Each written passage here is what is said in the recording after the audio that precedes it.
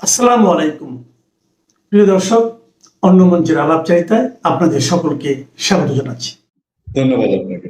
রাজা ভাই, আপনি নিশ্চয়ই হেডলাইন দেখে বুঝতে পারছেন আমরা খুবই আগ্রহী, বাংলাদেশের মানুষ আগ্রহী ডক্টর মোহাম্মদ ইউনূস অন্তর্বর্তীকালীন সরকারের প্রধান উপদেষ্টা তার ওই নোবেল বিজয় বা গ্রামীণ গ্রামীণ ব্যাংক গ্রামীণ সাম্রাজ্য এগুলো ছাপিয়েও আমি একটু আপনারা বইলা দিই, ইউনূস তো এনজিওগ্রাম সরকার করছিল বাংলাদেশে। এইটা মনে করেন কালকে যদি বিএনপির গভর্নমেন্টকে কেউ বা কাহারা কোনোভাবে যদি ফেলানো যায়, সবচেয়ে বড় এই যে 32 নম্বর থেকে শুরু করে আওয়ামী লীগ নেতা কোনো ঘর বাড়ি যেরকম ভাঙা হয়েছে না, ইউনূস সেন্টার থেকে শুরু করে গ্রামীণ ব্যাংক সব ভাঙা তুস করে দিবে পাবলিক, ক্ষোভে ক্ষোভে তুস করে দিবে। এটা ইউনূস ভাইও জানে। এই জন্য ওনার মাথায় আর ওইটা নাই যে এখন আবার যায় বলবো। ওনার হচ্ছে সম্পদ কিভাবে বাঁচাবে, যেহেতু নরওয়ের কোম্পানি টেলিনট কোম্পানির সাথে নরওয়ের ওর চুক্তি, ওর ব্যবসা 90% ওই গভর্নমেন্ট, সুতরাং সে ওগুলা বাঁচানোর চিন্তায় আছে। তিনি বাংলাদেশের এই সর্বশেষ প্রধান উপদেষ্টা ছিলেন এবং তার যেসব কীর্তি, আমি কীর্তি বললে ওদের ছোট করা হবে, কুকীর্তি, এসবের জন্য এখন বাংলাদেশে তিনি সবচেয়ে বেশি আলোচিত, বিতর্কিত এবং ঘৃণিত বলা যায় অনেক অংশে। কারণ বাংলাদেশে অনেক বড় বড় কাণ্ড তার সময় ঘটেছে যেগুলো বাংলাদেশের রাজনৈতিক প্রচুর প্রতিহিংসার সময় ঘটেনি। বিএনপি আওয়ামী লীগ এত এত প্রতিহিংসা, এত এত বিদ্বেষ, সেই সময়ও বাংলাদেশের রাজনীতিক যেসব ন্যাক্কারজনক ঘটনা ঘটেনি। রাজনীতি, সামাজিক, অর্থনৈতিক এবং সব ধরনের যত কর্ম আছে সেগুলো ডক্টর ইউনূসের মেয়াদে হয়েছে। তিনি ফ্রান্স গেছেন ট্যুরে, তার আমরা সবশেষ যে রিপোর্ট দেখলাম ফ্রান্সের মেয়রের সঙ্গে বৈঠক করেছেন, সেখানে তিনি সামাজিক এই যে তার যে কি যেন সামাজিক ব্যবসা, এইটা সামাজিক ব্যবসার দিবস উদযাপনের আহ্বান জানাচ্ছেন। বাংলাদেশে জুনে তার উদযাপন হচ্ছে, কিন্তু নানান গুঞ্জন তার মধ্যে দিয়ে বাংলাদেশে। তিনি আলোচিত ব্লগার পিনাকি ভট্টাচার্যের সঙ্গে দেখা করেছেন, তিনি তার যে হোটেলে আছেন, যেখানে আছেন সেখানে বিভিন্ন দেশের লোকজনের সঙ্গে দেখা করছেন। সবশেষ ডক্টর ইউনূসের কর্মকাণ্ড সম্পর্কে আপনার কাছে জানতে চাই, আপনি ফ্রান্সে যথেষ্ট তথ্য রাখেন, ডক্টর ইউনূস আসলে কি করছেন? আমাদের সন্দেহ তিনি কোন ষড়যন্ত্রে লিপ্ত কিনা, কি ঘটছে ইউনূসের নেতৃত্বে প্যারিস বৈঠকে? জনাব রাশেদ হায়দার। ধন্যবাদ পুনিয়া ভাই। আপনি যেটা বললেন যে ফ্রান্সের হোটেলে আছেন বা উনি বেড়াতে আসছেন, না, উনি বেড়াতে আসেননি। উনি তো ফ্রান্সের আপনার সিটিজেন বলা যায়, যদিও উনি সম্ভবত পাসপোর্ট নেননি, তবে উনি ফ্রান্সের রেসিডেন্স কার্ড আছে, যেটা সম্মানিত রেসিডেন্স কার্ড। আর সবচেয়ে বড় কথা হচ্ছে ওনার ফ্রান্সে ওনার বাসা আছে। এটা বাসাটা ভাড়া নাকি গভর্নমেন্ট দিয়েছে নাকি কিনা, সেইটা বলা বড়ই দুষ্কর, এটা বলা যায় না। কারণ হচ্ছে ফ্রান্সে উনি খুবই সম্মানিত একজন ব্যক্তি, পুরো ফ্রান্সের কাছে সম্মানিত ব্যক্তি। তার কারণ হচ্ছে যে গত অলিম্পিক এর যে প্রোগ্রামটা ফ্রান্সে হয়েছিল, এইটা ফ্রান্স পাওয়ার ক্ষেত্রে সবচেয়ে বেশি কাজ করেছিল ওনার একটা থিওরি 30 কার্বন নিঃসরণ। ফ্রান্স হচ্ছে পৃথিবীর সবচেয়ে নিম্ন কার্বন নিঃসরণ। এইসব যুক্তির কারণে তখন এটা দেওয়া হয়, যার কারণে কিন্তু জেট ক্যাটাগরির নিরাপত্তা পান উনি। এবং যে মেয়রের সাথে বলছেন, প্যারিস এক বলে এটাকে 75001, মানে আমি যদি ফ্রেঞ্চ ভাষায় বলি তাহলে ৭৫,101। এই মেরি হচ্ছে যে ফ্রান্সের সবচেয়ে রিচ মেরি, সবচেয়ে প্রেস্টিজিয়াস মেরি। মেরি বলতে আপনার আমাদের দেশে যেমন যে ওয়ার্ড কাউন্সিল আছে, ফ্রান্সের পুরো প্যারিস শহরটাকে 20টা ওয়ার্ডে ভাগ করা হয়েছে, 1 নাম্বার। এবং এটা বিশাল, ওই আশপাশে আপনার আইফেল টাওয়ার থেকে শুরু করে লুবনিয়া সব ওই জায়গায়, মানে বিশাল অফিস আছে ওনার। বিশাল অফিস আছে বলতে আপনার ওনাকে 600 মেতকারির যে অফিস দেওয়া আছে, 600 মেতকারি বলতে আপনার এই প্রায় বাংলাদেশের সমান প্রায় 3500 স্কোয়ার ফিটের বিশাল অফিস। সমস্ত খরচ ফ্রান্স গভর্নমেন্ট এবং ফ্রান্স মেরির। সুতরাং উনি এখানে আসছেন। হ্যাঁ, তবে এটা ঠিক যে পিনাকি ভট্টাচার্য দেখা করেছেন। পিনাকি ভট্টাচার্য উনি যেদিন আসছেন সেদিন রাতেই একটা ফুলের তোড়া নিয়ে ওনার ওয়াইফ এবং বাচ্চা সহ গিয়ে ইউনূস সাহেবের সাথে দেখা করছে ওনার বাসায়। কি কথা হয়েছে না কথা হয়েছে এটা কেউ জানবেও না, কেউ বলতেও পারবে না।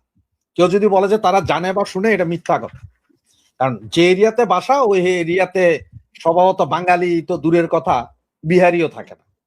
এটা পুরোটাই ডিপ্লোম্যাটিক জোন। ফরাসিরা থাকে, 2-4 জন বাঙালি থাকে, যেমন আমার মতন বাঙালি যারা আজ থেকে 25-30 বছর আগে গেছি, আমরা থাকতাম কিরকম, আমি ছিলাম, এখনো আছে আমার 11 তলার উপরে একটা ছোট্ট মুরগির ঘর আছে। আমার দেশে বললে মুরগির ঘর মানে এটা 15 মিটারের ঘর, একটা রুম, ভেতরেই কিচেন, বাহিরে টয়লেট, এরকম রুম একটা আমারও কিনা আছে তৎকালীন সময়ের। ওই এলাকায় থাকতাম, সুতরাং আমি ওই এলাকার নাগরিক বলতে পারি। এ হচ্ছে যে উনি, কিন্তু ওটা ডিপ্লোম্যাটিক জোন পুরোটা, সব পয়সাওয়ালা কোটিপতি ওইসব এলাকায় যদি আপনি কয়েক হাজার কোটি টাকা নিয়ে যদি রাস্তায় ঘুরেন, আপনাকে বলবে না যে তুমি টাকা নিয়ে কই ঘুরো, এত সিকিউর। এরপরে উনি গেলেন হচ্ছে যে পরদিন, যেটা ছবি আপনারা সবাই দেখছেন, যে লো ব্রিস্টল একটা হোটেলে, এটা 5 স্টার মানের হোটেল, ফ্রান্সের সবই 4 স্টার মানের হোটেল। 4 স্টার মানে বাংলাদেশের 5 স্টার 7 স্টার সমান, বাংলাদেশ বা অন্য পৃথিবীর অন্য কোনো দেশে। আর এইটা হচ্ছে যে আপনার যেখানে লোকেশনটা যেটা, সেটা হচ্ছে আপনার রুই দো ফুবক সেন্ট অনোরে, এটাও পশ এরিয়া। প্যারিস 7, প্যারিস 15, প্যারিস 8, তিনটে এরিয়ার সমন্বয়, মানে 3 দিকের রোড 3টা জায়গায়। এইসব জায়গায় বাঙালি যায় না, এখানে বাঙালি যায় না, বাঙালি থাকে না, বাঙালি থাকে আরো অনেক বাহিরে। কিন্তু ওইখানে যে হোটেলে গেছে ওইটা শোনার পরে যোগাযোগ করছিলাম, যেহেতু আমি এক সময় হোটেল সেক্টরে কাজ করেছিলাম, হোটেল সেক্টরে ইমিগ্রেশন সেক্টরে কাজ করার কারণে ওই হোটেল সেক্টরে হোটেল চিনতাম। সুতরাং এই হোটেলে আমি একসময় কাজ করছি প্রায় 6 মাস অ্যাজ এ রিসেপশনিস্ট। সুতরাং আমি ওখানে যারা ওই যে রুম টুম সার্ভিস, রুম ক্লিনিং করে, রুম সার্ভিসের লোক এবং আপনার ডাইনিং এর লোকদের সাথে পরিচয় ছিল। ওদের মধ্যে একজনের ফোন দিলাম, ও বললো যে ও নাই, তাই বললাম যে কে আছে আমাদের পুরানো, তখন ও বললো যে তুমি জিজিরে ফোন দাও। জিজি মানে হচ্ছে ডাক নাম মহিলার, ওর পুরো নাম হচ্ছে ভার্জিনিয়া স্কোরিডো, ফিলিপিনি এক মহিলা। পরে ওরে ফোন দিলাম, ওরে ফোন দিয়ে বললাম যে হ্যাঁ হ্যাঁ ইনুস সাহেব তো আসছেন, আমাদের হোটেলে আসছেন। তার যে হোটেলে কি থাকে, বলে যে না না না উনি হোটেলে থাকেন নাই, উনি আসছেন এখানে আজকে আমাদের বল রুমে একটা মিটিং আছে। তার যে মিটিং আছে কিভাবে, তো বলে যে এখানে 2 জন, এখানে 4টা রুম রিজার্ভ করা আছে, যে রুমের মধ্যে সবাই তাদের কুপিন নিয়ে আছে। কুপিন বলতে আচ্ছা বান্ধবী বা স্ত্রী বললে কুপিন বলে ফরাসি ভাষা।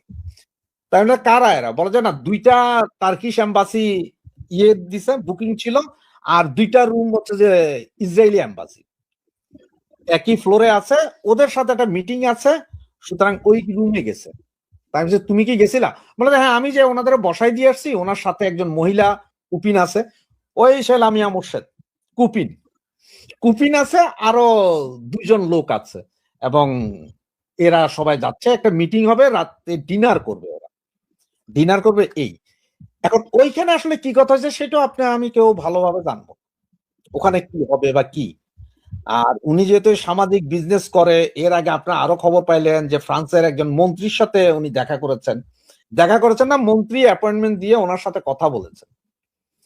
আর এটা হচ্ছে ক্রেডিট এগ্রিকল একটা ব্যাংক আছে, ওদের বিশাল সোসাইটি, এখানে যে কোনো ব্যাংকগুলো, ক্রেডিট এগ্রিকল আছে, বিএমপি আছে, সোসাইটি জেনারেল আছে, এইসব ব্যাংকের বড় বড় কনফারেন্স রুম আছে এইসব রুমে। তো ওইখানে ওই মন্ত্রী সহজে কথা বলছেন সামাজিক বিভিন্ন ইয়ে নিয়ে, কারণ উনি তো সম্মানিত, ফ্রান্সের জন্য উনি সম্মানিত। আমাদের বাংলাদেশে আমরা যত ইউনিচ্চা ডাকি, ওই কেউ জুতো ও ছবি লাগায় জুতা মারি, ফ্রান্স এটা অন্য জিনিস, ওদের কেউ উপকারে আসবে, ওরাদের কেউ উপকার করছে, এটা ওরা সারা জীবন স্মরণ রাখে, যার কারণে এটা সম্মানিত ব্যক্তি। সেটা ওনার সিকিউরিটিটা ওই রকম, ওনাকে সম্মানটা ওইভাবেই দেওয়া হয়, এটা হচ্ছে মূল কাহিনী। তো এখন যা শুনতেছেন বাইরে থেকে যে অমুক আসছে, তোমরা বুঝতেই পারবেন না কে আসছে, আপনি বুঝবেন কিভাবে। আচ্ছা, আমি একটু জানার আগ্রহ রাশিদ ভাই, ধরেন ডক্টর ইউনূস যেখানেই যায়, আমরা এর আগে তাকে প্রধান উপদেষ্টা হিসাবেও দেখেছি। তিনি যখন নিউ ইয়র্কে গেছেন, তিনি যখন ইউকে তে গেছেন, বিশেষ করে ইউকে তে খুব বড় রকম ডেমনস্ট্রেশন হয়েছে। এটা বলা হয়ে থাকে যে নিষিদ্ধ ঘোষিত সংগঠন আওয়ামী লীগ, ছাত্রলীগের নেতাকর্মী অথবা অন্যরা যারা আছেন বা সাধারণ মানুষও যারা ইউনূসের কর্মকাণ্ডে বিরক্ত, তারাও হয়তো এগুলোতে অংশগ্রহণ করেন। অনেক ক্ষেত্রে ডিম নিক্ষেপের ঘটনা দেখি। ফ্রান্সে কি এই ধরনের কোনো ঘটনা আছে বা ঘটনার কোনো সুযোগ আছে কিনা?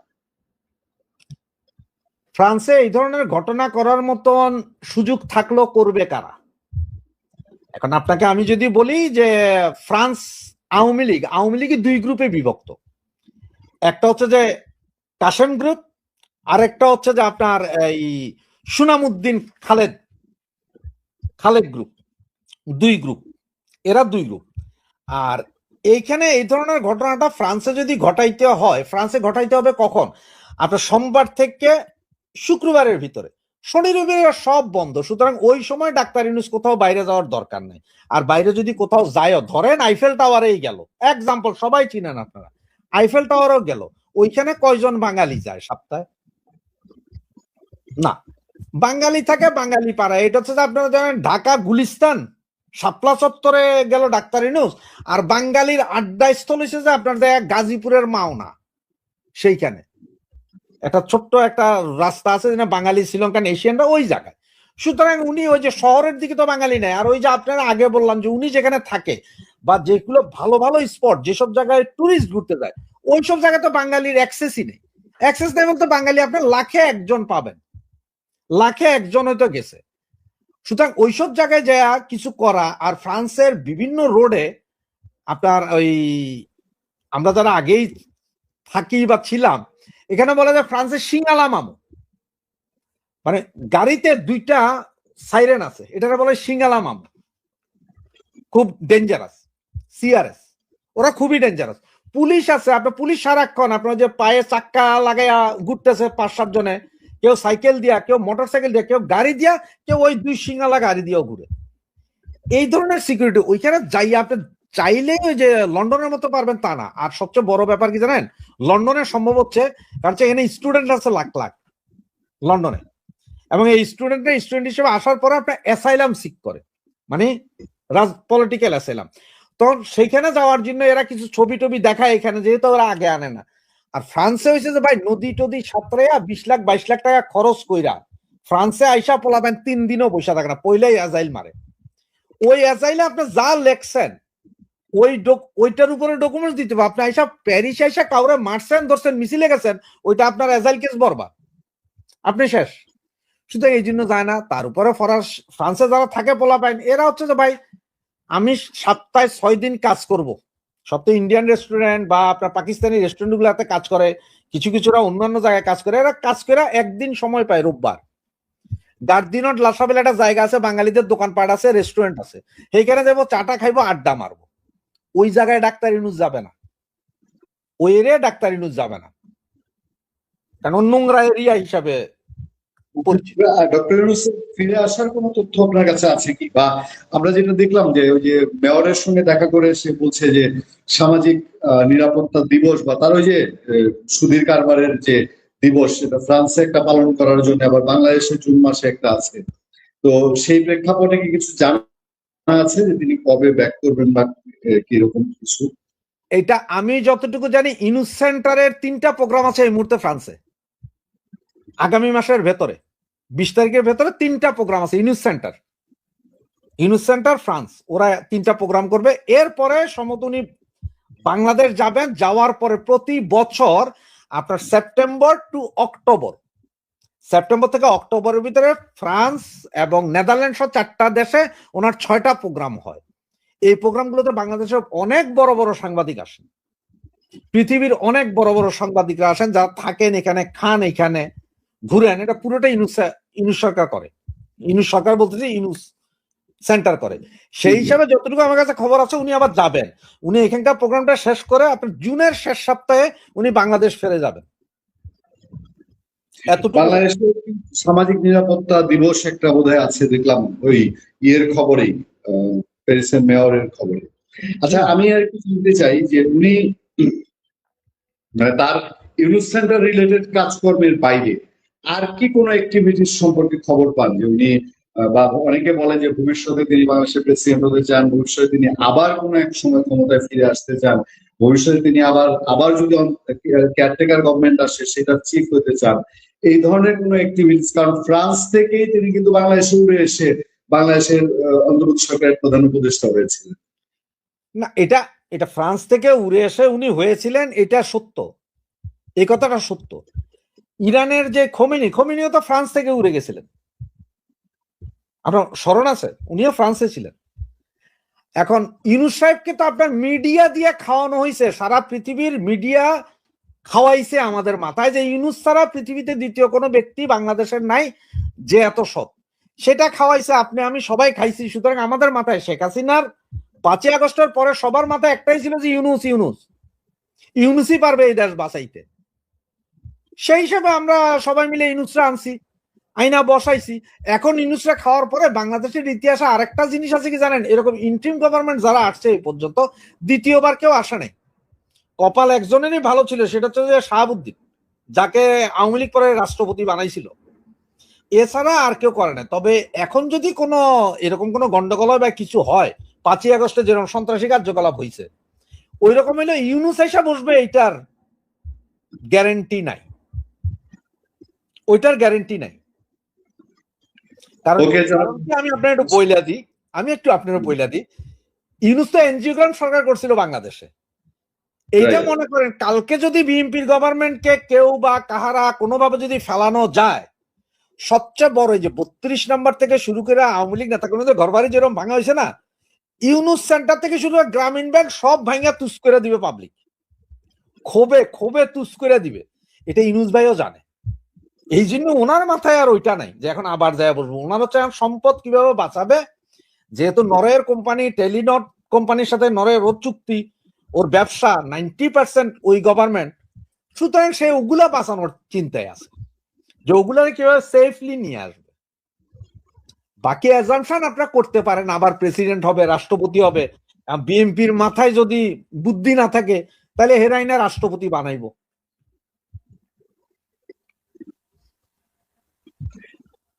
এই আলোচনা তো আনিস আলমগীর করেছিল, তারপরে তাকে জেলে যেতে হলো, যে ইউনুস সেন্টার এবং ইউনুসের বাড়ি ঘর সবাই ছিলেন। সম্প্রতি দেখলাম রোকেয়া প্রাচীও বলেছে যে গ্রামীণ ব্যাংকের ইট পাথর তুলে 32 নম্বর মেরামত হবে। আমরা জানি না বাংলাদেশের ভবিষ্যৎ কি আছে, ইউনুস যতদিন বেঁচে আছেন ততদিন তার অ্যাক্টিভিটিস কি হবে। মামুনুল হক যে 501 নাম্বার রুমে গিয়ে একটা মহিলার সাথে ধরা পড়েছিল, মামুনুল হকের ওয়াজ আপনি নিজ কানে শুনতে পারবেন ইউটিউবে গিয়ে। এইরকম একই রকম অপরাধ করলে, যেহেতু মামুনুল হক বিবাহিত, ওই নারীও বিবাহিত, আমাদের ইসলামের বিধান হলো 2 জনকে বুক পর্যন্ত পুঁতে মেরে ফেলা। কিন্তু মামুনুল হক করেছে, কেউ কিন্তু তার সাজাটা চায় না। কেন চান না? সাধারণ মানুষ তো বেহেশতে যেতে চায়, এটা তো কোনো অপরাধ না। আমিও চাই, সেও চায়।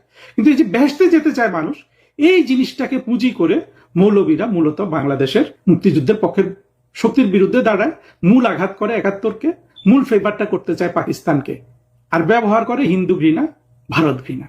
প্রেসিডেন্ট এরশাদ কি একদিন রাষ্ট্র ক্ষমতায় থাকতে পারতেন? উনি যদি জিনাত মোশাররফকে নিয়ে ইউনুস যে স্বাধীনতা আমরা দিচ্ছি ইউনুসকে, সেই স্বাধীনতা একটু ভোগ করার চেষ্টা করতেন না। আমরা কিন্তু প্রেসিডেন্ট এরশাদকে এই সুযোগটা দিতাম না। কিন্তু আমরা ইউনুসকে কেন দিচ্ছি? এখানেই আমার প্রশ্ন। ইউনুস প্যারিসে গেছে, সঙ্গে তার উপপত্নী লামিয়া, এবং প্যারিসের রাস্তায় লামিয়া আর ইউনুসকে চলাফেরা করতে দেখা গেছে অল্প 2-1 লোক সাথে নিয়ে।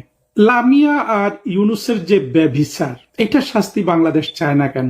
ভাবুন তো, ইউনুস আজকে যে জায়গায় পৌঁছেছে, কিংবা ইউনুস শাসন ক্ষমতায় থাকার সময়ও লামিয়ার সাথে যে ব্যভিচার করে গেছে, বাংলাদেশের কোনো মানুষ তো এই ব্যভিচারের শাস্তি চায় না। কিন্তু কেন? সেই জিনিসটা আসুন একটু খতিয়ে দেখি। হ্যাঁ, এটা হতে পারে অনেকে এটা বিশ্বাসই করছেন না, ভাবছেন যে হ্যাঁ লামিয়া তোর মেয়ের বয়সী, বাবা মেয়ের সম্পর্ক, কলিগ বা প্রাইভেট সেক্রেটারি, সমস্যা কোথায়? এটা ভাবছেন অনেকে, আমি জানি। আমরা যখন এই কথাগুলো বলি অনেকে এটাই ভাবেন, কিন্তু আমি কিন্তু আসলে ব্যাপারটা যদি এতটা নির্দোষ হতো, আমি এগুলো নিয়ে ভিডিও তৈরি করতাম না। আপনারা কি আমাকে দেখেছেন যে ইউনুস তো প্যারিসে গেল?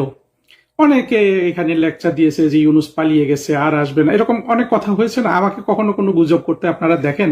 কাজে অন্তত এতটুকু তো বিশ্বাস করতে পারেন যে আমার কাছে যুক্তিযুক্ত মনে না হলে আমি এই লামিয়াকে নিয়ে আসলে লেকচার দিতাম না। না, শুধু যুক্তিযুক্ত না, আমরা তো নানান জায়গা থেকে খবর পাই লামিয়া কিন্তু যমুনাতে বসবাস করতো ইউনুস যতদিন যমুনা দখল করেছিল। আরো অনেক কিছু, সেগুলোতে আমরা গেলাম না। ধরে নেন যে ব্যভিচারটা হচ্ছে, তাহলে বিচারটা চায় না কেন? ধরেন ব্যভিচারও করে না, কোনো ধরনের ব্যভিচারের সম্পর্ক নাই, একদম সহজ সরল ভালো সম্পর্ক। সেই রকম অবস্থায় চিন্তা করুন তো, আমাদের মুক্তিযুদ্ধের পক্ষের কোনো মানুষ, কেউ, আমরা যা দেখি ইউনুস আর লামিয়াকে যেভাবে, যে ঘনিষ্ঠতায় দেখি পাবলিকলি, সেই অবস্থায় অন্য কোনো মানুষ থাকলে রাস্তায় মানববন্ধন হতো না? জঙ্গি মৌলবাদীদের মিছিল হতো, মানববন্ধন হতো। মুক্তিযুদ্ধের পক্ষেরই কেন বলবো? যে ধরো মুক্তিযুদ্ধের পক্ষ বিপক্ষ তো প্রেসিডেন্ট এরশাদের ক্ষেত্রে অত বেশি যায় না, উনি নিরপেক্ষ হিসাবে আমি মনে করি। প্রেসিডেন্টের সাথে কোনোভাবে অসম্মান করার জন্য এই প্রশ্ন তুলছি না, কিন্তু তাকে সম্মানই হবে আমার প্রশ্নতে। প্রেসিডেন্টের সাথে নিয়ে কিছু কথা ছিল যে ওনার এরকম একাধিক নারী বান্ধবী বা উপপত্নী রয়েছে। আমরা জিনাত মোশাররফের কথা জানি, খুব বিখ্যাত কাহিনী। প্রেসিডেন্ট এরশাদ কি কখনো এটা করেছেন? আমরা তো কখনোই দেখি নাই যে উনি পাবলিকলি বেগম রওশন এরশাদকে অসম্মান করেছেন। ভাবুন তো, প্রেসিডেন্ট এরশাদ কি একদিন রাষ্ট্র ক্ষমতায় থাকতে পারতেন উনি যদি জিনাত মোশাররফকে নিয়ে ইউনুস যে স্বাধীনতা আমরা দিচ্ছি ইউনুসকে, সেই স্বাধীনতা একটু ভোগ করার চেষ্টা করতেন? না, আমরা কিন্তু প্রেসিডেন্ট এরশাদকে এই সুযোগটা দিতাম না। কিন্তু আমরা ইউনুসকে কেন দিচ্ছি, এখানেই আমার প্রশ্ন। হ্যাঁ, ইউনুসের স্ত্রী অসুস্থ, এমন অবস্থা একটা প্রেম করা, আর ইউনুসের মতো মানুষ, হ্যাঁ, অর্থ বিত্ত সবকিছু আছে, হ্যাঁ, সম্মান আছে, নোবেল প্রাইজ আছে, সে প্রেম করবে না? পুরুষ মানুষ তো এটাই চায়। হ্যাঁ, এই পর্যায়ে চলে আসলে প্রেম করবে না? এটাকে স্বাভাবিকভাবে আমি নিচ্ছি না কেন ব্যক্তিগতভাবে, সেটা আপনারা প্রশ্ন করতে পারেন। আমার কথা হলো, যেই কাজ এরশাদ করতে পারবেন না, যেই কাজ তারেক রহমান করতে পারবেন না, যেই কাজ শেখ হাসিনা করতে পারবেন না, যেই কাজ খালেদা জিয়া করতে পারবেন না, এই যে চারজনের নাম নিলাম, প্রেসিডেন্ট জিয়াউর রহমান করতে পারবেন না। ওনারা তো, জিয়াউর রহমান, এরশাদ, এনারা তো যথেষ্ট ক্ষমতাধর, হ্যাঁ, রাষ্ট্র প্রধান ছিলেন। শেখ হাসিনা, খালেদা জি, সবাই আমাদের সরকার প্রধান, রাষ্ট্রপ্রধান, ওনারা তো যথেষ্ট ক্ষমতাবান। আপনারা কি তারেক রহমানকে এক মিনিটের জন্য এই সুযোগ দিবেন? ওরা ধরুন ওনার একজন উপপত্নী আছে, তাকে নিয়ে উনি ঘোরাফেরা করছেন, আপনারা দিবেন একটা মিনিট সুযোগ? এখন তো আবার জামাত বিরোধী দল, এনসিপি বিরোধী দল, তারা 1 সেকেন্ড দিবে তারেক রহমানকে সেই সুযোগ? এরশাদকে দিত, খালেদা জিয়াকে দিত, শেখ হাসিনাকে দিত, কাউকে তো দিত না, প্রশ্নই আসে না। হ্যাঁ, বাংলাদেশে মনে হতো যে কিয়ামত নাজিল হয়ে যাবে তাদের ব্যভিচারে, একবার যদি এরকম কিছু পাওয়া যেত, তাই না? ইউনুসের ব্যভিচারে কিয়ামতও আসে না, কোনো কিছুই হয় না, কেউ কোনো বিচারও চান না। কিন্তু কেন কেন আমার এই প্রশ্নটার উত্তর দিতে পারবেন কেউ? কারণ হলো, ইউনুস আর বাংলাদেশের মৌলবাদী স্বাধীনতা বিরোধী জঙ্গি গোষ্ঠী হলো একজন। কে প্রেম করতে পারবে পারবে না, এটা কিন্তু আসলে জঙ্গি গোষ্ঠী দ্বারা নির্ধারিত হয় বাংলাদেশে। এখানে আমার আপত্তি। চিন্তা করুন, মামুনুল হক যে 501 নাম্বার রুমে গিয়ে একটা মহিলার সাথে ধরা পড়েছিল, মামুনুল হকের ওয়াজ আপনি নিজ কানে শুনতে পারবেন ইউটিউবে গিয়ে। একই রকম অপরাধ করলে, যেহেতু মামুনুল হক বিবাহিত, ওই নারীও বিবাহিত, আমাদের ইসলামের বিধান হলো 2 জনকে বুক পর্যন্ত পুঁতে মেরে ফেলা। কিন্তু মামুনুল হক করেছে, কেউ কিন্তু তার সাজাটা চায় না। কেন চান না? আজকে ধরুন আমরা কেউ যদি একই কাজ করি, আমাদের সমাজের নাস্তিক শ্রেণী তো বাদই দিলাম, মানে ধর্মপ্রাণ কোনো মুসলমানও যদি এই কাজটা করে, তাকে এই জঙ্গিগুলা রাস্তায় টেনে এনে মেরে ফেলতো না? মানে বিচারের জন্য তো অপেক্ষা করতো না, হ্যাঁ, মাটিতে পোতারও অপেক্ষা করতো না। এরশাদকেও মেরে ফেলতো, খালেদা জিয়াকেও মেরে ফেলতো, শেখ হাসিনাকেও মেরে ফেলতো, জিয়াউর রহমানকেও মেরে ফেলতো, তারেক রহমানকেও কিন্তু জঙ্গিরা মেরে ফেলতো। ইউনুস যেটা দেখাচ্ছে, কিন্তু ইউনুসের জন্য বাংলাদেশের মানুষের কারো কিন্তু এখানে কোনো রাগ হয় না, ক্ষোভ হয় না, ইউনুসকে রাস্তায় এনে কিন্তু মেরে ফেলা হয় না। কারণ হলো, ইউনুস একেবারে একচ্ছত্র জঙ্গিদের সমর্থন ভোগ করে। এই জঙ্গি শ্রেণী দেখেন, ওরা কিন্তু আসলে ইসলামে, এরপরে তো আমরা এই প্রশ্ন করতে পারি, আসলে কি ওরা ইসলামে বিশ্বাস করে না ইসলাম থেকে সুবিধা নেওয়ার ক্ষেত্রে বিশ্বাস করে? ইউনুসের জন্য আমরা দেখেছি না জঙ্গি রফিকুল্লাহ আফসারী কিভাবে আকাশের দিকে ডাল একটা একেবারে খুলে দিয়ে অসভ্যের মতো দোয়া করছিল। কাজী ইব্রাহিমরা ফতোয়া দিছে না যে ইউনুস নবী ডাবল নবী হিসাবে এই পৃথিবীতে আবির্ভূত হয়েছে। কেন? ইউনুসের জন্য ভিন্ন আইন কেন? মামুনুল হকের জন্য ভিন্ন আইন কেন? আইনগুলা যেখানে থাকুক, কিন্তু একটা প্রচারক তো মামুনুল হক রায়। কিন্তু মামুনুল হক নিজের উপর কিন্তু সেই আইনটাকে সে কিন্তু প্রয়োগ করবে না, ইউনুসের উপরও প্রয়োগ করবে না, কারণ মামুনুল হক আর ইউনুস এক দল। তা আপনারা কেন এগুলা মেনে নেন? কারণ আমরা, এমনকি আমাদের আওয়ামী লীগের লোকজন এটা প্রশ্ন করে না কেন জানেন? কারণ জঙ্গিরা যেটা প্রচার করে, এটা কিন্তু জঙ্গিরা বিশ্বাস করে না। জঙ্গিরা এই যে ব্যভিচার করলে, ইউনুস লামিয়া 2 জনেই বিবাহিত, এরা যখন ব্যভিচার করে, সেই ব্যভিচারের শাস্তি মাটিতে পুঁতে ফেলে খুন করা, অর্থাৎ তারপর প্রস্তর নিক্ষেপে হত্যা করা, এটা কিন্তু জঙ্গিরা এটাতে বিশ্বাস করে না। জঙ্গিরা বিশ্বাস করলে তো একজন জঙ্গিও গিয়ে আসতো মামুনুল হকের সাজা কার্যকর করার জন্য। কেউ কি কোনো বক্তব্য রেখেছে মামুনুল হককে বিচার করার, বা মামুনুল হক যে এই সাজা প্রাপ্ত? আমি তো দেখিনি। আপনারা দেখেছেন একটা মিছিল হয়েছে মামুনুল হককে সাজাপ্রাপ্ত সাজা দেওয়ার জন্য বদরুদ্দিন ওমরের বিরুদ্ধে? সে তো প্রকাশ্যে ঘোষণা দিয়েছে সে নাস্তিক। আপনারা আমাকে নাস্তিক বানাতে পারবেন না, যে যাই বলুন, আমি নাস্তিক নই। কিন্তু প্রশ্নটা ভ্যালিড কিনা সেটা চিন্তা করেন। যে বদরুদ্দিন ওমর যেহেতু জঙ্গিদের সাথে এক পার্টি, তার জন্য কিন্তু কোনো মিছিল হয় না। ইউনুস এক পার্টি, ইউনুসের ব্যভিচারের জন্য কিন্তু কোনো মিছিল হয় না। মিছিল হয় কাদের? কল্লাটা কাটা হয় কাদের? যারা মুক্তিযুদ্ধের পক্ষে যেসব নাস্তিক। কেন? হ্যাঁ, একটা পার্থক্য আছে, মুক্তিযুদ্ধের পক্ষের নাস্তিকগুলো একটু ইসলাম ধর্ম বিরোধী কথাবার্তা বলে, বদরুদ্দিনের মতো শেয়ানা সে বলে না। তা আপনি আমরা বলে দেই, কালকে যদি আমরা বলে দেই মুক্তিযুদ্ধের পক্ষের নাস্তিকদের যে তোমরা ইসলামের বিরুদ্ধে কথা বলো না, ওরা তো বন্ধ করে দিবে। কিন্তু আমরা কি সেভাবে চেষ্টাও করেছি? কখনো করিনি। কিন্তু ওই ওদেরকেই মারতে হবে, অর্থাৎ বাংলাদেশের মুক্তিযুদ্ধের পক্ষের সমর্থক হলে তাকে মারতে হবে। আর নাস্তিক তো হইতে হয় না। জাফর ইকবাল সাহেব, অধ্যাপক জাফর ইকবাল, উনি বারবার বলছেন যে আমি নাস্তিক না, আমি কোনোদিন ইসলামের সমালোচনা করিনি। ওনাকে কিন্তু পেছন থেকে গিয়ে কল্লা কেটে দিচ্ছে, তাই না? আপনারা কিন্তু এই জিনিসগুলো কখনো বিচার করেন না। কিন্তু আমাদের সমাজের এটা কিন্তু একটা বড় সমস্যা যে আপনি জঙ্গিদের সাথে যাবেন, আপনি যা ইচ্ছা তাই করতে পারবেন, আর জঙ্গিদের বিরুদ্ধে থাকবেন আপনাকে ছলে বলে কৌশলে ধরা হবে। নাস্তিক হলে তো প্রথমে কল্লা কেটে ফেলে দিবে, আর মুক্তিযুদ্ধের পক্ষের শাসকরাও এখানে কোনো সহানুভূতি জানাবে না। আর নাস্তিক না হলো আকারে ইঙ্গিতে ট্যাগ দিয়ে নাস্তিক বানিয়ে কিন্তু কল্লা কেটে ফেলবে, কারণ সে মুক্তিযুদ্ধের পক্ষের সমর্থক। তাহলে কি এখানে ইসলাম পালন হলো? এটা তো পুরোটা ধাপ্পাবাজি রে ভাই।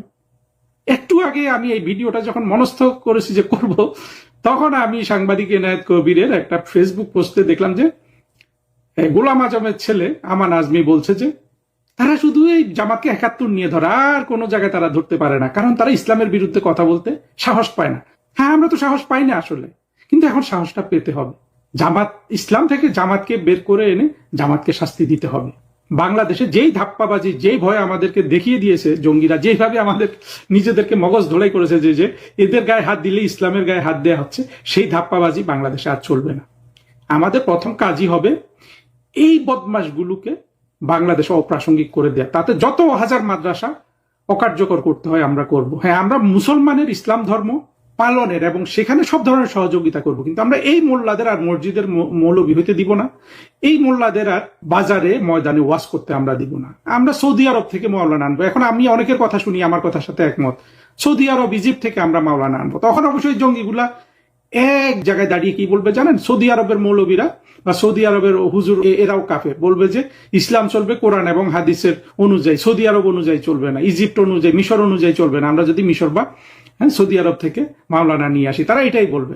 কিন্তু সত্য কথা কি, আমরা যদি সাহস করে এই কাজটা করি না, বাংলাদেশের মানুষ কিন্তু মৌলবীদের পেছনে এখানে দাঁড়াবে না। মানুষ শুধু, সাধারণ মানুষ তো বেহেশতে যেতে চায়, এটা তো কোনো অপরাধ না। আমিও চাই, সেও চায়, কিন্তু এই যে বেহেশতে যেতে চায় মানুষ, এই জিনিসটাকে পুঁজি করে মৌলবীরা মূলত বাংলাদেশের মুক্তিযুদ্ধের পক্ষের শক্তির বিরুদ্ধে দাঁড়ায়, মূল আঘাত করে ৭১কে, মূল ফেভারটা করতে চায় পাকিস্তানকে, আর ব্যবহার করে হিন্দু ঘৃণা, ভারত ঘৃণা। এই যে জোচ্চুরি, এই যে চালাকি, এইটা এবার কিন্তু সমূলে উৎপাটন করার আমাদের একটা সুযোগ এসছে। আর ইউনুস এবং আনিসুল, মামুনুল হক, এরা আমাদের সামনে উদাহরণ হয়ে থাকলো কিভাবে আপনি বাংলাদেশের স্বাধীনতা বিরোধী জঙ্গি গোষ্ঠীর সাথে গেলে আপনার ৭ খুন মাপ। সেখানে আপনাকে ইসলামও পালন করতে হবে না, আপনি বেবিচারও করতে পারবেন, আপনি নাস্তিকও হতে পারবেন। সেখানে কেউ আপনার কল্লা কাটতে আসবে না, কেউ আপনাকে বুক পর্যন্ত পুঁতে কিন্তু কবর দিতে আসবে না। আপনি যদি মুক্তিযুদ্ধের পক্ষের চেতনাধারী হন, সেই দিকে বিশ্বাস করেন, আপনার নাস্তিক হলে তো খবরই আছে, নাস্তিক না হলে কোনো না কোনো ভাবে কিন্তু আপনাকে নাস্তিক বানিয়ে কিন্তু ওরা মেরে ফেলতে চাইবে। এই যে চাতুর্য, এই যে চালাকি, এইটা কিন্তু ২৪শে জঙ্গি উত্থানের পর আমরা কাউকে করতে দেব না। প্রাইম মিনিস্টার শেখ হাসিনা তো বলেছে যে আমি তো দেশ ত্যাগ করি নাই, আমাকে তো প্লেনে তুলে দেওয়া হয়েছে বাই আর্মি, এবং তুলে দিয়ে আমাকে আর্মির প্লেনে, প্রথমে হেলিকপ্টার, দেন আর্মির C-130 তুলে দিয়ে আমাকে ইন্ডিয়া পাঠানো হয়েছে। India has given me the protocol of prime minister. আমি এখনো প্রাইম মিনিস্টার আছি, প্রাইম মিনিস্টার হিসাবে যাবো। এইগুলো তো আমরা দেখেছি এবং সবকিছু আমাদের জানা, কিন্তু সেই ধরনের বাস্তবতা কি আর আছে যে উনি যে as a prime minister back করবেন বা উনি দাবি করবেন যে আমি রিজাইন করিনি? মানে এইগুলো নিয়ে যুক্তি তর্ক চলতে পারে, এইগুলো নিয়ে নানান ধরনের নীতি নৈতিকতার প্রশ্ন আসতে পারে, রাজনৈতিক পক্ষ বিপক্ষ জায়গা থেকে নানান ধরনের তর্ক উঠতে পারে, কিন্তু বাস্তবতা কি কোনোভাবেই বলে যে তিনি সেইভাবে আর ফিরে আসার ন্যূনতম কোনো সম্ভাবনা আছে? আমি জানি না, বিকজ বাস্তবতা উনার আশা, উনি তো প্লেনে উঠে টিকিট কেটে তো উনি আসবেন না, না, উনি কিছু সাপোর্ট দিয়ে উনি আসবেন, এবং ওই সাপোর্টটা কি ধরনের সাপোর্ট হবে আমি বলতে পারছি না, বিকজ আমি কোনো কমেন্ট করতে গেলে এটা ঠিক হবে না। এই জন্য আমি কোনো কমেন্ট করতে চাচ্ছি না ওইটার উপরে। কিন্তু উনি কি, আপনি আর আমি মনে করি যে উনি কি প্লেনে উঠবেন, টিকিট কাটবেন, এসে যাবেন, এখানে অ্যারেস্ট হবে? No, it's not going to happen like that. ওখানে আরো স্ট্র্যাটেজিক কথাবার্তা হয়তো হচ্ছে যে কিভাবে উনি কার সাপোর্টে আসবেন। এমনও হতে পারে যে এই আমার দেশের আর্মির এক অংশ এটাকে সাপোর্টও দিতে পারে ওনার আশাটাকে। I know nothing. যেরকম আমার আর্মি ওনাকে পাঠিয়েছে, ইন্ডিয়ান আর্মি চিফের সাথে কথা বলে ওইখান থেকে কিভাবে কি হবে, I have no idea. But আমি এতটুকুন জানি যে she is determined to come, এবং আসবেন উনি। একটা জিনিস, because উনাকে তো অনেকে অ্যাডভাইস করছে। আমি আপনাকে একটা কথা বলি, আমাদের তারিক রহমান সাহেব, উনার কনভিকশন হয়েছে, সেন্টেন্সও হয়েছে, সেটা যাবজ্জীবন হোক, ডেথ সেন্টেন্স হোক, whatever, he was convicted and sentenced. উনি এখন পর্যন্ত কি কোনো আপিল দায়ের করেছেন বাংলাদেশে ঢোকার পর? আমার নলেজ হচ্ছে উনি কোনো আপিল দায়ের করেননি। Was he arrested? He was not. কেন হয় নাই? কেন হয়নি এটা? বিকজ ওনার আসার আগে ওনার যে মামলাগুলি ছিল, যেগুলি কনভিক্টেড ছিলেন, সেন্টেন্স ছিল ওনার উপরে, এইগুলি আদালতের মাধ্যমে উনি জানবেন, অন্যরা আপিল করেছে, ওরা যে খালাস পেয়েছে ওর মধ্যে কিন্তু তারিক রহমান সাহেবও খালাস পেয়ে গেছেন। ওই জাজমেন্টটা ভুল ছিল, রিভিউ করে এটা করা হয়েছে। But he never went into N appeal. উনি কিন্তু একটা রিস্কের মধ্যে আছেন। উনি যে রিস্ক বিহীন তা না কিন্তু, বিকজ এইগুলি যেভাবে করা হয়েছে এইখানে অনেক প্রশ্ন উঠবে। And mind you that if Sheikh Hasina returns, এইগুলি আরো জোরালো হবে। You see, এই জিনিসগুলি, তো even the prime minister should understand this, এবং ওনার উচিত হবে যে একটা আপিল করে ওখান থেকে ক্লিয়ার হয়ে আসে।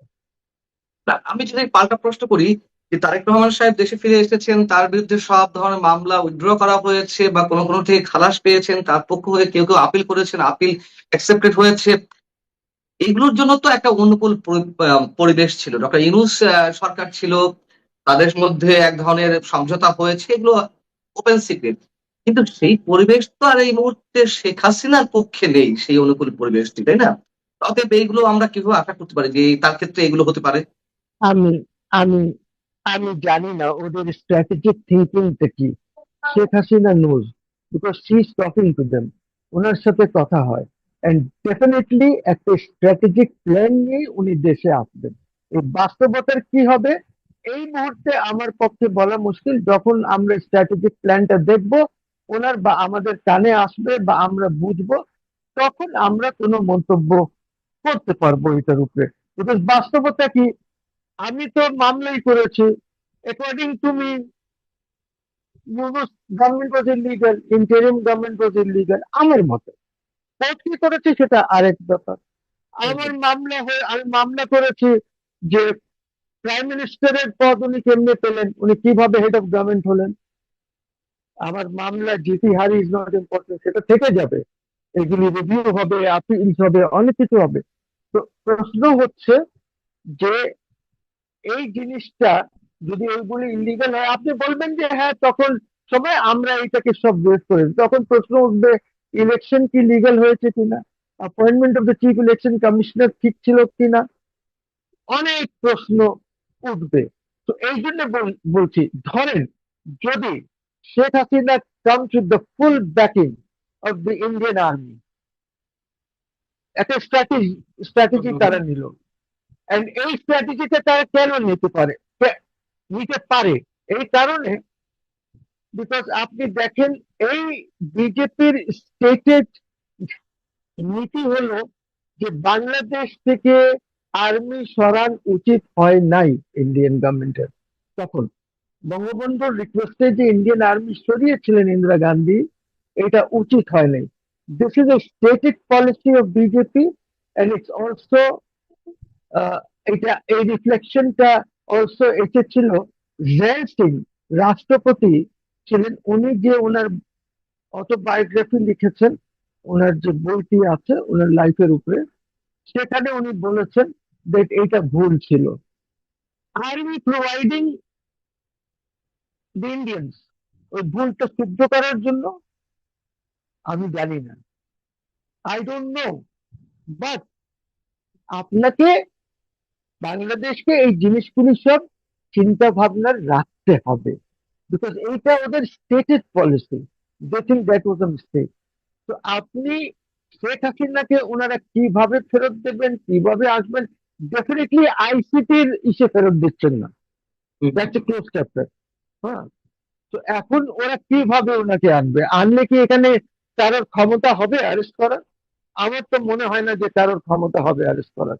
এইটা করতে গেলেই আমার প্রধানমন্ত্রীর ওর জিনিসগুলিও সব উঠবে, বিকজ একটা মামলায় এফবিআই কিন্তু এখানে সাক্ষী দিয়ে গেছে, ডোন্ট ফরগেট দ্যাট।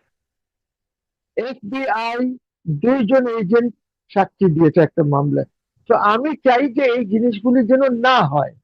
আমরা একটা সুন্দর ইসে আওয়ামী লীগের উপরে যে নিষেধাজ্ঞা আছে এটাকে তুলে ফেলে আওয়ামী লীগকে আমরা রাজনীতি করতে দেই। আমরা এই 4-5 কোটি লোককে রাজনীতি থেকে আলাদা রাখতে পারবো না। এইখানে আমাদের একটা সমঝোতা হওয়া দরকার, and then we will see যে কিভাবে শেখ হাসিনা আসবেন। আরো কথা আছে, রিফাইনমেন্ট, জি আরো কথা আছে। একটা কথা আমার কানে আসতেছে, রিফাইন্ড আওয়ামী লীগ। এই গভর্নমেন্ট চায় যে একটি রিফাইন্ড আওয়ামী লীগ রাজনীতি করুক। দেখেন, শেখ হাসিনা বাদে আওয়ামী লীগ কি থাকবে? Tarique Zia and his family বাদে, জিয়া রহমানের ফ্যামিলি বাদে কি বিএনপি টিকবে? যতই রিফাইন করেন আপনি, হবে না, নট পসিবল। আমাদের কনটেক্সটে এটা পসিবলই না। So there is nothing. যারা চিন্তা ভাবনা করছেন এইভাবে refined Awami League, I am sorry, refined Awami League বলে কিচ্ছু নাই। Sheikh Hasina is the president Awami লীগের, উনি প্রেসিডেন্ট থাকবেন আওয়ামী লীগের। তারপরে উনি চিন্তা ভাবনা করবেন যে আওয়ামী লীগের যে ম্যানেজমেন্ট বা আগে গিয়ে পলিসি কি হবে, কিভাবে আমরা এখানে ফ্যামিলির বাইরে প্রেসিডেন্টকে কিভাবে আনতে পারি, এটসেট্রা এটসেট্রা এটসেট্রা। ওই যে সাকসেশন প্ল্যান যেটাকে বলে, শেখ হাসিনার succession plan in Awami League, এটা ওনাকে ঠিক করতে হবে। এটা আমি বাইরের থেকে বসে দেখ, আমি রিফাইন্ড আওয়ামী লীগ আজকে হয়ে গেলাম, সে যে কেউ হোক না কেন। অনেকেই বলছেন, আমিও শুনেছি, আমার সাথে কথাও 2-1 জনের রয়েছে, ফোন করে আমাকে মাঝে সাঝে।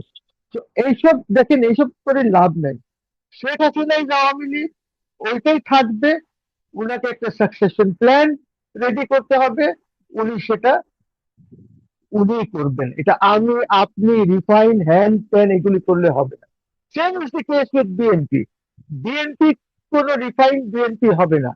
বিএনপি কেও যদি কিছু করতে হয়, Tarique Zia will have to create a succession plan যে কিভাবে হবে।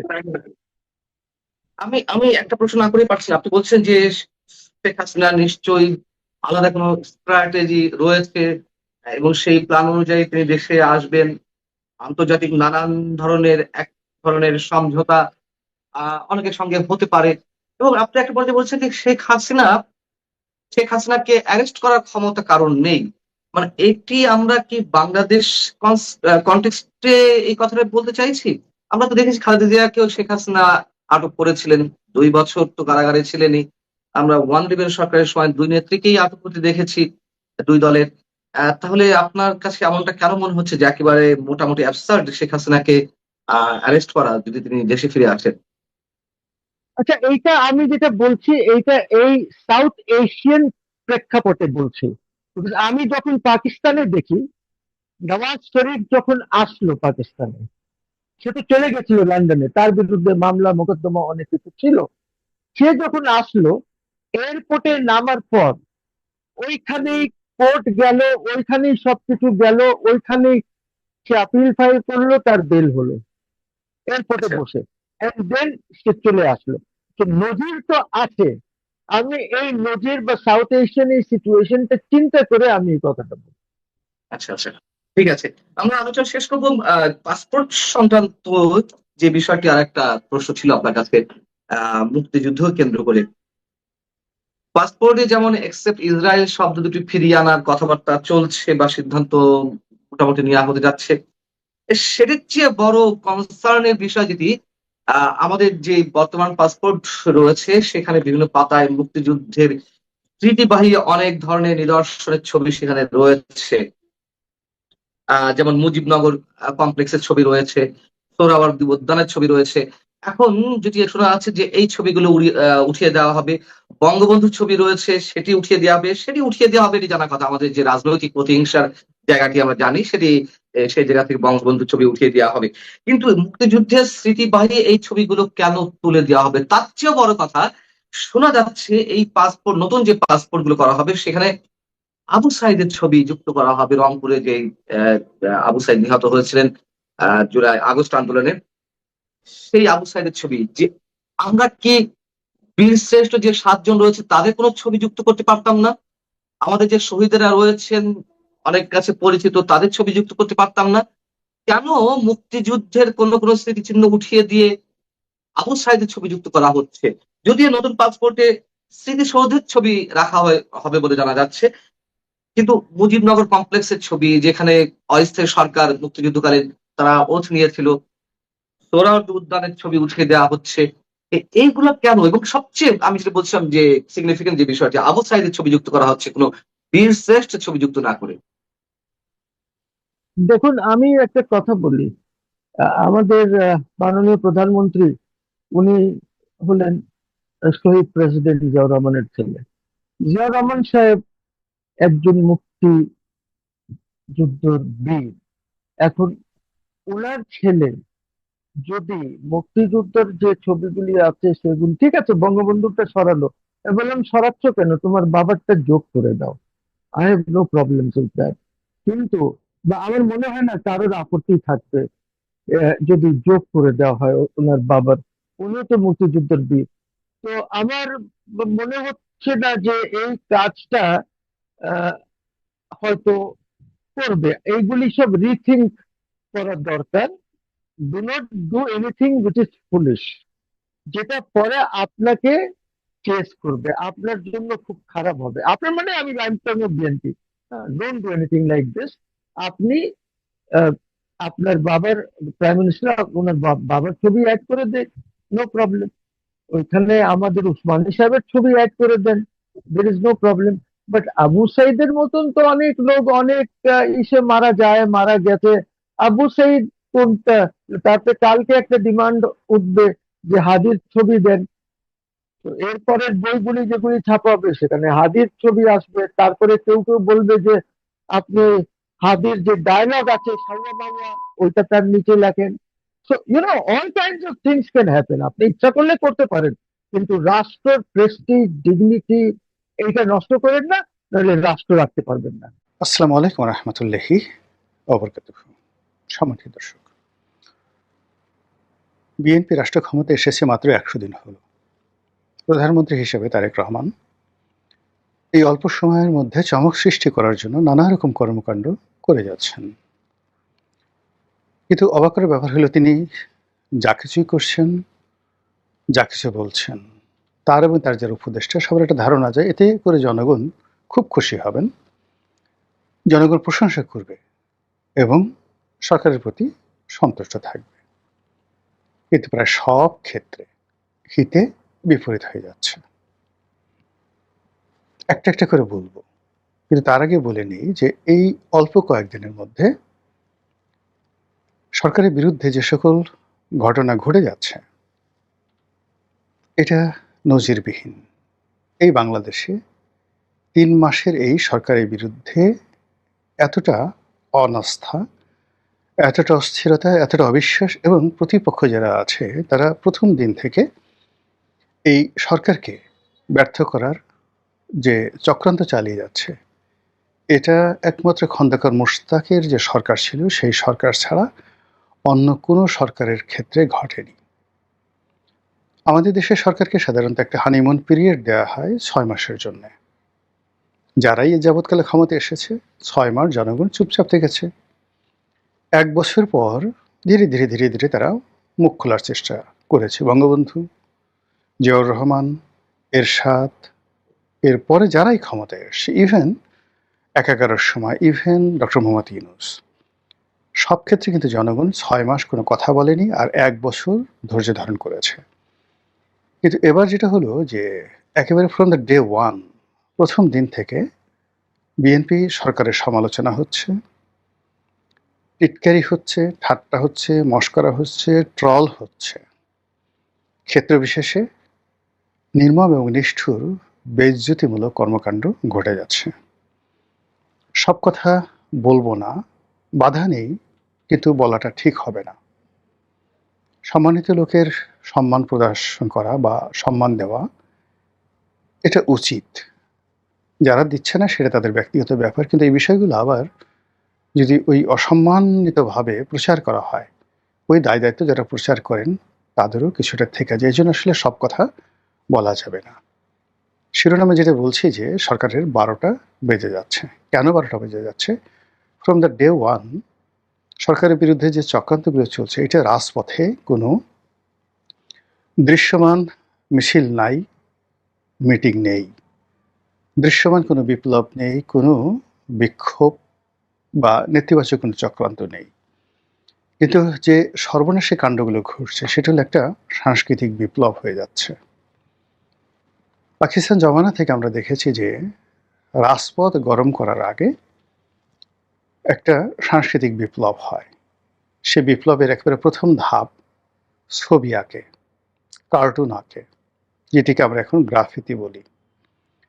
এটি আপনাদের মনে আছে যে ইয়াহিয়া খানের গোলাম আজমের যে বিকৃত ছবিগুলো আঁকা হয়েছিল এবং তার প্রেক্ষিতে একটা 69-এর গণ অভ্যুত্থান হয়ে গিয়েছিল। আপনি যদি এরশাদ সাহেবের বিরুদ্ধে দেখেন, তার পতনের আগে তাকে কেন্দ্র করে গান হয়েছে, গ্রাফিতি হয়েছে, তার অনেকগুলো বাজে উপাধি হয়েছে। তার মধ্যে একটা ছিল বিশ্ব বেহায়া, স্বৈরাচারী বিশ্ব বেহায়া, এবং তার অনেকগুলো বিকৃত কার্টুন তৈরি করা হয়েছিল। একইভাবে পরবর্তী যে সরকারগুলো, ধরুন সেই যে 2001 সন থেকে 2006, সেখানে তারেক রহমান সাহেবকে, হাওয়া ভবনকে এবং আরও সংশ্লিষ্ট অন্তত 10 জন লোককে যেভাবে পোর্ট্রেট করা হয়েছিল সেটি বিএনপি সামাল দিতে পারেনি। আওয়ামী লীগের অবস্থাও একই। সেটা 2009 থেকে একদম যাকে বলা হয় 24 পর্যন্ত, কিংবা 96 থেকে 2001 পর্যন্ত। প্রতিটি সরকারের পতনের আগে একটা সাংস্কৃতিক বিপ্লব হয়। প্রথমে ছবি আঁকা, এরপরে গান রচনা, এরপরে নাটক, এরপরে কবিতা, এরপরে রাজপথ গরম হয়ে যায়। তো সেই দিক থেকে আপনি চিন্তা করুন যে এই মুহূর্তে গত 100 দিনে, যেটা ডক্টর মোহাম্মদ ইউনূসের প্রথম 1 বছর হয়নি, কিন্তু বিএনপির প্রথম 100 দিনের মধ্যে ইন্টারনেটে গালাগালি, তার পরিবার পরিজন, তার মন্ত্রী পরিষদের পরিবার পরিজন, তার একান্ত প্রভাবশালী যারা লোকজন রয়েছেন তাদেরকে কেন্দ্র করে নানা রকম দুর্নাম, বদনাম, এআই ব্যবহার করে বিভিন্ন রকম বিকৃত ছবি, এগুলো বাদ দেন। কিন্তু যেগুলো ইন্টেলেকচুয়াল প্রপার্টি, সেই ইন্টেলেকচুয়াল প্রপার্টিগুলো এখন রীতিমতো ভাইরাল হয়ে পড়েছে। বিএনপির চাঁদাবাজি নিয়ে, এই আমলের হাম নিয়ে যে গানগুলো রচিত হয়েছে, বিএনপি যে কার্ড দিয়েছে, বিএনপি যে খাল কাটার কর্মসূচি গ্রহণ করেছে, বা এই যে তারেক রহমান সাহেব যে কাজগুলো জনগণের তুষ্টির জন্য করছেন, সেই কাজগুলোকে ট্রল করার জন্য যে সকল পুঁথি, যে সকল পুঁথি সাহিত্য, যে সকল কবিতা, যে সকল গীতি কবিতা, এই মানে বিভিন্ন মানুষে ভিডিও আকারে, অডিও আকারে যেভাবে মানে সামাজিক মাধ্যমে ছড়িয়ে দিয়েছে, এটি আনবিলিভেবল, কল্পনাই করা যায় না। যেমন ধরুন তাহেরির একটা জিকির আছে, সেই ডিজে জিকির, এই জিকিরকে নিয়ে অনেকগুলো মেয়ে ছেলে তারা নানাভাবে এটাকে ভাইরাল করেছে। বা দেখা গেল ওই যে হাফিজুর রহমান কুয়াকাটা, তার একটা বক্তব্য ছিল যে এই চুপ কর, কি একটা কথা যেন একটা ছোট বাচ্চা ছেলে বলে এসেছিল, জয় বাংলা। তো এরকম ভাইরাল হয়ে গেছে। আরেকজন এই মুরব্বী উহু উহু উহু করে একটা বক্তব্য দিয়েছিল একজন, সেটাও ভাইরাল হয়ে গেছে। আরেকজন সেই ইসলামী বক্তা সে বিড়ি টানার মানে যে দৃশ্য দেখিয়েছিল, তারপরে শেষে উহু উহু করে মানে নানা রকম বিকৃত যে জিনিসগুলো, এগুলোর ফলে কি হলো যে দেখুন যে পুরো ওয়াজের যে ময়দান, এটার যেটা ভাব ছিল, গাম্ভীর্য ছিল, ইসলামী বক্তাদেরকে যেভাবে মানুষ সম্মান করত, মর্যাদা দিত, এখন পুরো যে যারাই আছেন এ জগতে, যদি কেউ বলেন আমি ওয়াজ করি, আমি ইসলামী বক্তা, আমি কোনো পীর, আমি কোনো মাশায়েখ, আমি কোনো মানে যাকে বলে হাদিস বিশারদ, কোরআন বিশারদ, এটা সে আগের জমানাতে মানুষের ভক্তি শ্রদ্ধা তো পাচ্ছে না, উল্টো এই যারা ভাইরাল হয়েছেন ওয়াজের বিভিন্ন বক্তব্যে, সেই ভাইরাল বক্তব্যের পর্যায়ে সবাইকে ফেলে দেওয়া হয়েছে। তো সেদিক থেকে ধরেন এই যে বিএনপিকে নিয়ে এখন যে সকল গান হচ্ছে, যে সকল নাচ হচ্ছে, যে সকল ছোট ছোট নাটিকা তৈরি হচ্ছে, যে সকল টিকটক তৈরি হচ্ছে, এবং বহু সংখ্যক মেয়েরা বিশেষ করে যে অমির রহমান পিয়ালের যে বায়োস্কোপ, এই বায়োস্কোপের যে পুরো ডায়ালগগুলো, এই ডায়ালগগুলোকে 10 সেকেন্ড, 15 সেকেন্ড, 20 সেকেন্ডে ভাগ ভাগ করে সুন্দরী সুন্দরী মেয়েরা, সুন্দর সুন্দর ছেলেরা, যারা খুবই দেখতে সুন্দর, প্রেজেন্টেবল, তারা যেভাবে অভিনয় করে ইন্টারনেটে ছেড়ে দিয়েছে, এটা বিএনপি বস্তা বস্তা বা টনকে টন স্বর্ণ দিয়েও এই দুর্নাম ঘুচাতে পারবে না। কিংবা ধরুন একেবারে কস্তুরী মৃগনাভি, হরিণের পেটে যে কস্তুরী তৈরি হয়, সেটা সুগন্ধ, আনবিলিভেবল সুগন্ধ, সেই সুগন্ধ যদি ছড়িয়ে দেওয়া হয়, তবুও এই যে বিএনপির বিরুদ্ধে যে ন্যারেটিভগুলো তৈরি হয়েছে, সেই ন্যারেটিভগুলো যাবে না, বরং এগুলোকে উপলক্ষ করে খুব দ্রুত রাজপথ উত্তপ্ত হয়ে উঠবে। এগুলোকে কেন্দ্র করে বিএনপির মঞ্চে এমপিদের যে সম্মান মর্যাদা, এগুলো থাকবে না, বরং রাজপথে তাদেরকে অপমান করবে সবাই। সাম্প্রতিক সময় আপনি দেখেন জামাতের একজন সংসদ সদস্য, বিএনপির অন্যতম একজন শীর্ষ নেতা এবং খুবই সম্মানিত একজন নেতা, জনাব শামসুজ্জামান দুদু, প্রকাশ্য টেলিভিশনে ৭১ নিয়ে যে উদ্ধত মন্তব্য করেছে, যেভাবে দুদু সাহেবকে গালাগাল দিয়েছে, যেভাবে দুদু সাহেবকে উত্তেজিত করেছে, এই যে সাহস, এই যে শক্তি, এটা এসেছে মূলত এই যে সমসাময়িক অবস্থার প্রেক্ষিতে বিএনপিকে নিয়ে যে ট্রল হচ্ছে, বিএনপির বিরুদ্ধে যে সাংস্কৃতিক বিপ্লব শুরু হয়ে গেছে, তার প্রেক্ষিতে বিএনপিকে পাত্তা দেওয়া, বিএনপিকে সম্মান করা, আর বিশেষ করে যে সকল নেতাদেরকে বিএনপি তুচ্ছতাচ্ছিল্য করেছে, যাদেরকে কোনো পদ পদবি দেয়নি, অথচ এরাই এখন টেলিভিশনে এসে বিএনপির পক্ষে কথা বলছে। বিএনপির কোনো মন্ত্রী বা এমপি যারা আছেন, তারা কেউ কিন্তু এখন আর টেলিভিশন টকশোতে এসে, পত্রপত্রিকা এসে, মিডিয়াতে এসে দলকে রিপ্রেজেন্ট করবে, সরকারকে রিপ্রেজেন্ট করবে এবং জনগণ তাদের কথা শুনবে, এরকম একজন সিঙ্গেল লোক নেই। বাইরে যারা আছেন 4-5 জন যারা লোকজন আছেন, তারা টেলিভিশনে এসে কথা বলেন। তাদের মধ্যে ধরেন আসাদুজ্জামান রিপন, শামসুজ্জামান দুদু, তারা এখনো পর্যন্ত জনপ্রিয় তাদের বক্তব্যগুলো। কিন্তু সমস্যা হলো যে সব লোকজন বলে যে আরে এদের কোনো গুরুত্বই তো নেই, তারেক রহমান সাহেব তাকে জিজ্ঞাসা করে না, কোনো পদ নাই, পদবি নাই, ঘুরে বেড়াচ্ছে, টকশো করে খায়, একে গালি দেওয়া তো অনেক ছোট বিষয়। তাকে গলা ধাক্কা দিলে বা সে কি করতে পারে? তাকে যদি ঘাড় ধাক্কা দিয়ে টেলিভিশন সেন্টার থেকে জামাতের লোক কোনো কেউ বের করে দেয়, তাহলে শামসুজ্জামান দুদুর কি করার আছে? এই যে দেখুন যে পরিবেশ এবং পরিস্থিতি ডে বাই ডে নিয়ন্ত্রণের বাইরে চলে যাচ্ছে।